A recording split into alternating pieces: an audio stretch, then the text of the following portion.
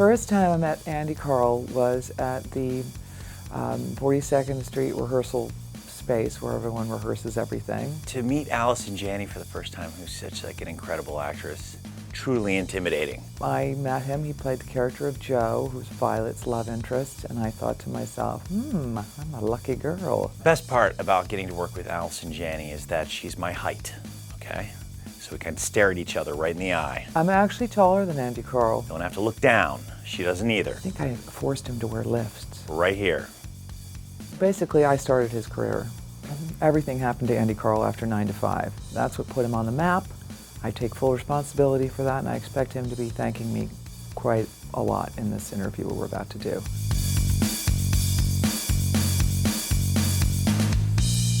Hi, I'm Allison Janney, and I'm here with my good friend, Andy Karl. Hi, I'm Andy Karl. I'm here with my good friend, Allison Janney. And we're now going to sing our song, our famous duet from 9 to 5. Hit it.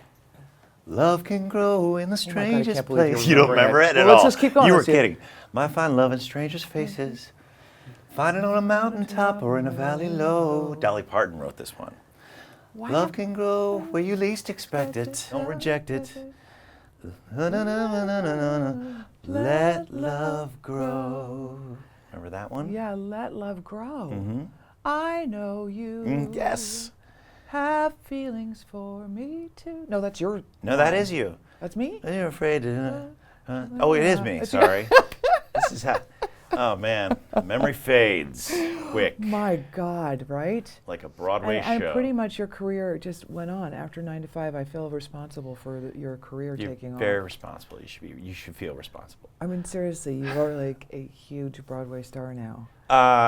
You know, I'm sitting across from you, Allison Janney. I'm had coming had a back few to moments. have You've done little okay. Moments Congratulations, here and there. by the way. You've been, thank you, and you too. I'm very excited for you because Groundhog Day is one of my favorite movies. I think it's going to make a great musical.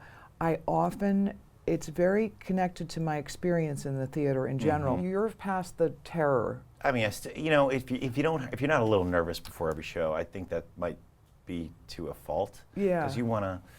There's an energy there that needs to go there. Yeah, and you're I'm pretty terrified right now, I have to tell you. 6 degrees. 6 degrees of separation, and that's very great play. Yeah, it's a great play. I haven't done a straight play since I did Autumn Garden at Williamstown back in, I don't even know, 2000 something. But but it's not a musical, so that was doing that musical with you was a kind of very outside my wheelhouse kind of experience. Yeah, but you're great. You're Tony, sweet. no, I'm just saying. You helped me through that enormously. You know, the one thing I walked away from 9 to 5 knowing, and I still talk about it.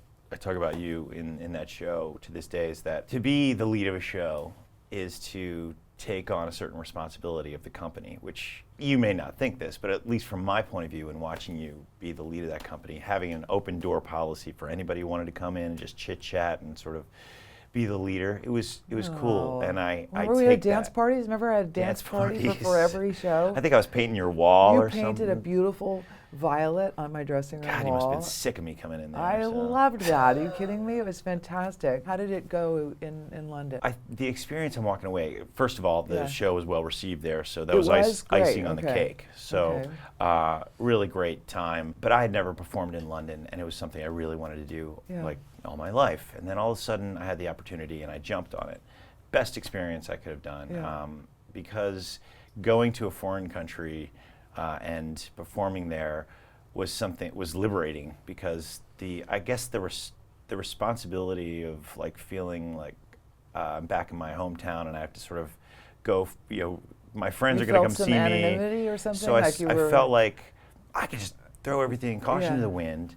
Nobody knows me. It's going to just and with that came a lot of freedom, and so I really experienced it. Had that great experience. Where did you live in London? When you right in Covent Garden. So I was near a lot of theaters. Saw a lot of theater while I was there. And now, how much change did it? Like, how much has it changed since the first performance?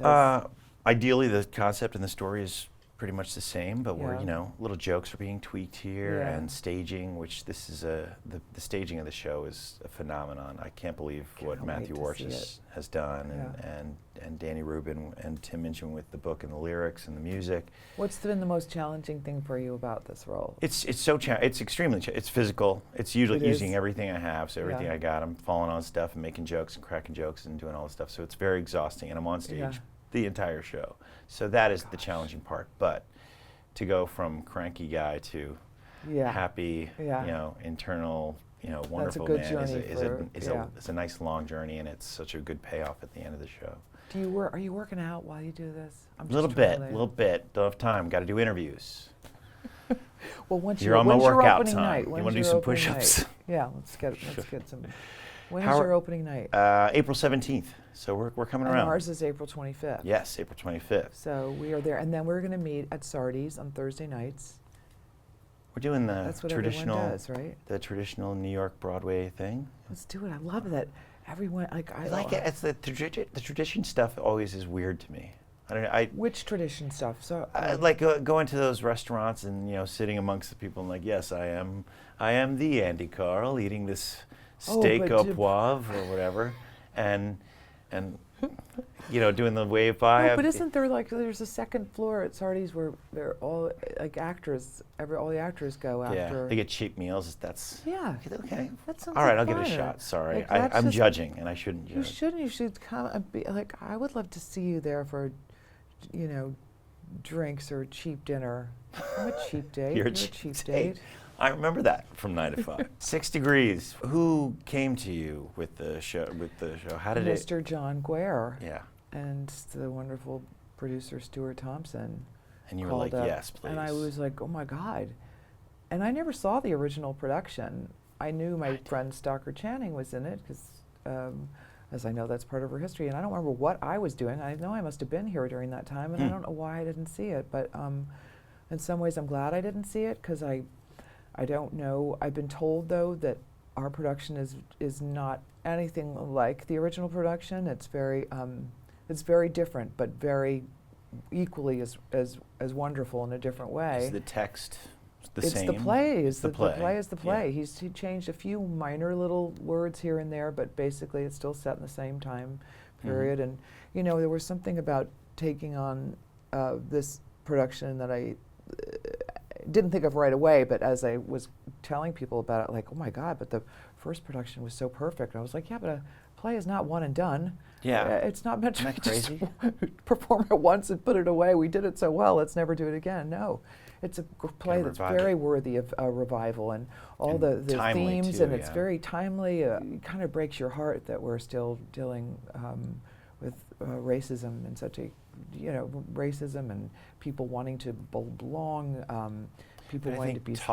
Doing plays like this and talking about it is always progress. It's got to be a way of like, we're still here. Yeah. We're still reminding ourselves. Yeah. We're still talking about it. It's just a beautiful play, and the whole cast, it's a huge cast. I always thought it was just Corey Hawkins is playing Paul, the con man. Mm-hmm. He's watching him grow. Was he was in Straight Outta Compton. Yes, Straight Outta Compton, and he played great. Dr. Dre, I think, in that. We go walk down the street, and he's the one that people Dre. freak out about. Yeah. Like, oh my God, we gotta play that iconic sort of guy. guy. He is a really talented guy, and he has that big famous speech, and he has has a play that's cast. like 25-page speech, and he is just. Has he done stage before? I mean, I think he went to Juilliard. Okay, so so he's trained in the theater. He knows what he's gotten himself into here. He's obviously doing movies and back and forth the stage, which, as soon as you're done with 6 Degrees, you're going back to film Mom, and which I saw. I went to one of your recordings. I know you did. You and Orphe came. I loved it. And that was really interesting. The energy was sort of the same as theater in that way. Kind of like a circus, though, a bit. Yeah, right? it's like we're whipped into applauding for you. Yeah. And they hold up a big sign. God, it's your first time. It's your first time. But enjoy it. But that's also it was about giving that excitement to it, and the audience was certainly like people who wanted to see celebrities and also see a show being filmed. Yeah. And that was my first time being on a set like that, which was a good energy. But it was my goal to get you on Mom. yeah, at put me some on point. there. I have plenty of time. It would be fun. I love it. It's the most civilized job in Hollywood. Now, I mean, in terms of time commitment, and it's just the best job I've ever had. That's awesome. And I love that it deals with what it deals with. Yes, people in a comedy recovery setting. and yeah. Which because- I thought that was I was like hit right away as soon as it's dealing with all these like family issues and also like Yeah. recovery issues and making that funny yet Yeah, not awful. making fun of it, but making Yeah. allowing you to laugh at it and allowing the characters to laugh at themselves, because That's the laughter perfect is the comedy only to way me. to heal any wound, I think. It's kind of it's like with Groundhog Day. There's a point in the show a couple of times where it hits real personal, and it's like Well- okay, and very much an issue of how people deal with one another. The theme of Groundhog Day, living the same day over and over again, Yeah. is kind of what they. It's amazing. It's What amazing that we do theater- 8 shows a week, I- and we still can't get over it. It's like a trigger. I got to do a musical. What theater are you in? We're at the August Wilson. The August Wilson. Yes, which where is I on did Jersey what? Boys. You did so I'm Jersey- back in the theater that I've been in. Talk about Groundhog Day. Yeah. Across the street is Cats. I was on the Cats tour back in the 90s. You were on the Cats tour? I was on the Cats tour. We Played talk Rum Tum about Tugger. Cats in 6 Degrees of Separation. We you make a little kidding me? bit of fun of it, as a matter of fact. As you should. And my stage manager, Jill Cordell, is married to Ira, the stage manager of Cats. I mean, there's so many not degrees of separation. Oh my gosh. The opposite. I'm just connected to every single. These are themes. Like yeah. 6 Degrees and Groundhog Day. Yeah, and Cats, that's on Broadway, and then Lisa Emery is in my in this production of 6 Degrees, and she was on my Broadway debut in the play Present Laughter, which is now being produced. Right? is Yeah, it's crazy. kind of, there's so many coincidences. Can't anybody write and something weird. new, for God's sake? What theater are you guys at? At the Barrymore. Barrymore, yes. I've only done I've done 3 Broadway plays. I know I'm talking like this now. I've done my Go for it. the Present Laughter and View from the Bridge, 9 to 5. I love that you can do all of that. Plays, musicals, TV, film. Come on. Come on, give it up. You can too. Can you juggle? A little bit. See? Do you have any balls? Too bad. Yeah, I got 2 of Well, them, but okay, they're I'm not gonna pick that one up.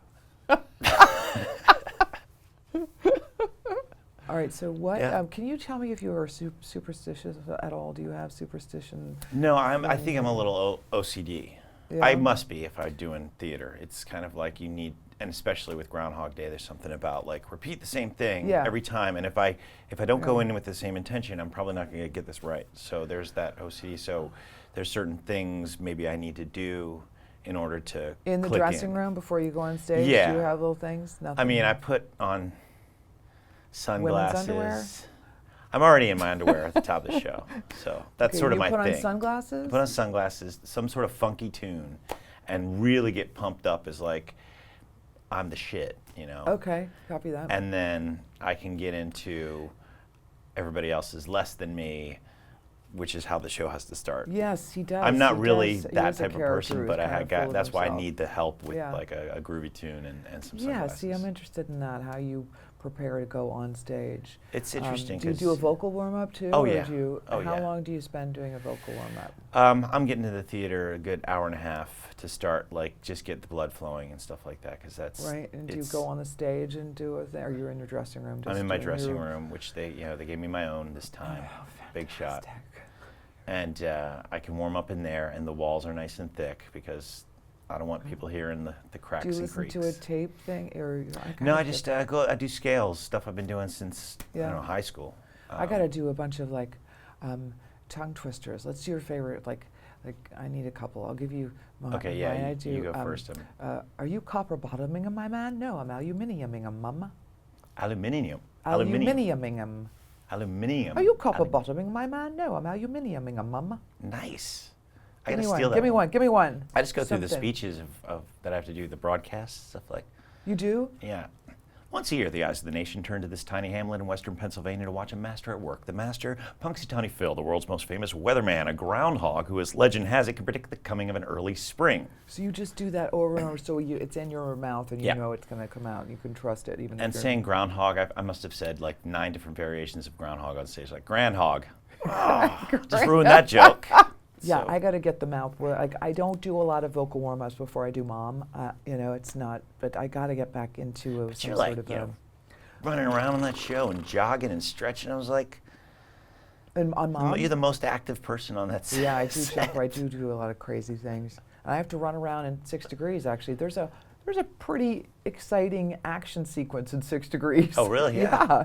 And there's a chase and scream. I do a lot of screams, and like, it's kind of it's an action-packed hour and 29 minutes of comedy, drama, you know, thriller.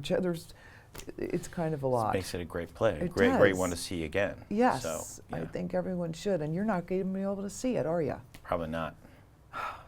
I can't believe that. That makes me. Wait, Can't do you you call still- in sick one night and then? I got the Sundays off. You do a Sunday now? Oh yeah. So until previous Which is I got exactly 2 more weeks. what you of want to Sundays. do on your day off. Yeah. Is go to the theater. I just said that on camera now. Now I have to go. No, you have to go. You don't. I'm not going to make you, but. No, I mean, the thing is, we have to meet here because we'll never meet on the in some sort of actual context outside of the show, because when you're doing a show, 8 shows a week, it's your life. And don't you, I mean, I found doing a musical, and maybe it was just that I was older, but I don't remember being so tired. Like, literally, I could not do anything. When I woke up in the day, I would try to meet people for lunch, and I'd be like, I don't actually know. I just want to stay in bed and curl up and just be there, and I felt so sort of dead until I stepped on that stage, and then I was like, oh my God. Yeah, it's a lot of energy. You got to put is. forth a lot of energy for a musical. So, what do you eat? That's what I'm saying. How do you? I'm a little worried about. I've got to. Yeah, maybe it's a carb lot. load. Like I don't know. I ate a lot of pasta last night, but I think the thing is, sleep is like the most important thing, which I'm not getting. Sleep, me but either. I did 20th century on the 20th century year and a half ago, I think it was, and I was like, that's it. I don't want to do any more Broadway shows because they're just. Listen to me. I don't want to be on Broadway anymore. But it was such a. It was like I don't want to do another musical because it's so exhausting. Yeah. It's so the time commitment is huge, and it's so exhausting. So I really would love. I love to do something else, also to just like reset the gears. So I was lucky enough to do Law and Order for like 15 episodes. Yes, you were. Well, you were wonderful on that too. I Thank was you. so excited to see you. It was a in great that role. experience. And Mariska Hargitay, who's you know very well. Yeah. And then Groundhog Day came around, and the thing in the back of my brain was I don't want to do another show unless it's really. This is a good just one a for really you. beautiful, wonderful show, and then this just landed in my lap. It's like I put the thought out there, and then all of a sudden it happened. And so Matthew saw me and a couple other guys, and I got the role, and here I am, loving it but exhausted. Yeah, so but you'll do this for a while, and then you won't do it. You'll go do another thing. That's what I always do. Whatever I'm doing, I want to do. I can't wait to get back to the theater. I'm doing the theater. I'm like, oh my God. Is that what keeps it alive and fresh for you, is to keep doing different Yeah, I mean, the minute mediums? West Wing ended, I was like, what's completely different? 9 to 5. Let's do a musical. Whoever, I never ever thought I would do a Broadway musical. That was an extraordinary gift that Joe Mantello gave me, but I'm not sure I don't think I could ever do it again. It was a lot. It was a lot. It was a lot. We have some stories from that, like from costumes to everything. Costumes to set disasters to heart attacks to things. I mean, there was a lot that happened on that show. It was a lot. I just remember the one day where we were like we were doing a scene at the coffee mug thing or some sort of scene. You came out, did a new costume, and they had zipped you up, but the thing just like fell right off, and you were standing there basically in your slip, like, and I was like, oh, it's Casual Friday. It's casual. And they kept it. And no one, I mean, they put it somewhere else in the show, and I was like, I love that. I was like, you know, I've left a bit of history on that show. That was so. I wasn't in my performance, because I tell people today, like, they were 9 to 5. I was like, yeah, I played Joe. They were like, nah. Seriously? Yeah. I said, I don't remember you from the show. I'm sorry. I can't believe that. It's true. It was, you know, one of those shoehorn parts that had to be the love interest and come in and sort of like give Violet a little bit of that heart. Heart. Well, but, you were a very memorable part of that experience. Let me ask you something. Have you ever done a straight play on Broadway? Aha. That's what you need to do with me. Come into my world. I agree, and my agents are like, please, yeah. Can you do something like that? Are you interested in that? I'm totally interested. It's just I feel like with some of the musicals I've gotten to do, like Rocky and this, have drawn out such huge emotional, iconic things for me as an actor, where I really had to go a little step further, and I feel like I'm doing sort of a straight play with music for the last couple of shows. But I don't know if the experience is wholly different doing just a straight play. I think so. I think you'll find you'll have more energy. Our play. I don't have to act in a count of 8. 29 minutes, no intermission. But that's what I see in you. I see like someone who, gosh, you can handle this, and then go act with Melissa singing, McCarthy. I know you're being sweet about the singing, but that was I never felt. And Dolly said something to me too when we were doing the recording. She said, "Allison, you're a studio singer." Well, I'm not doing a very good Dolly Parton impression, but she said, like, I felt much more comfortable singing in the studio in the little booth, and I still do. But sit on stage, like, it's not. Holy cow! It's not easy. And no, it's not. But you did it all. So, and you're still doing it all. We did it. And you were a very important part of me growing in this world of entertainment. I like to think, I know I have no ownership over your career whatsoever, but I love how after our experience together, wow, my stomach, sorry.